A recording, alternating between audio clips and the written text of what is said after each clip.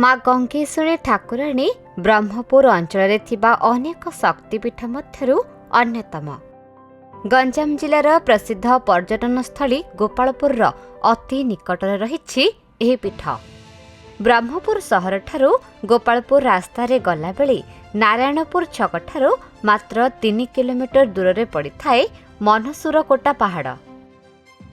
एही पहाड़र गुंफा मध्यरे विराजमान करिसेंती माँ गंगेश्वरी।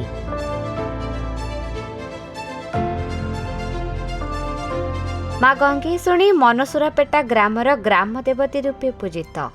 नारायणपुर ठारू माँ मंदिर निकट को गला बेले रास्तार उभय पार्श्वरे देखिबाकु मिलिथाए किया जंगल।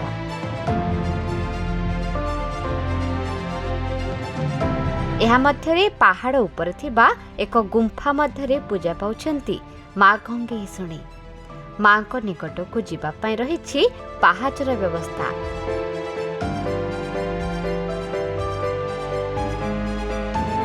माँ मंदिर चतुर्पार्श्वरे घेरी रहिछि अनेक वृक्षलता और पहाड़ पर्वत, जहा देखिबाकु जेतिकी मनलोभा सेतिकी आकर्षणीय। पहाड़र निम्न देश बनभोजी पाई उत्कृष्ट होइथिबारु बहु दूर दूरांतरु पर्यटक माने एठाकु आसी भोजी करिथांते। माँ का आविर्भाव संपर्क में अंचलवासी कहवा कथा माँ केउ आवाहन कालरू एठारे विराजमान करिसेंती।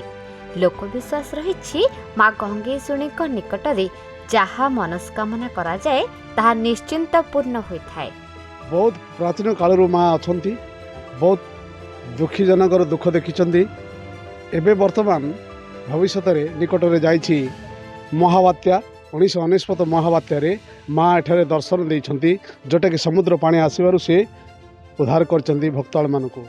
माँ को ख्याति वर्तमान आउ मनसुरापेटा ग्राम सीमित रही नाही।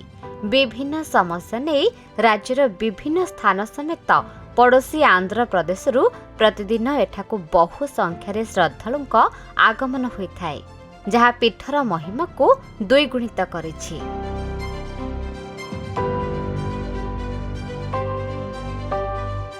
आम धर्म संस्कृति और परंपरा विषय रे अधिक जानिबा पाई देखुथांतु भक्ति ओडिशा आध्यात्मिकतार अनुभव।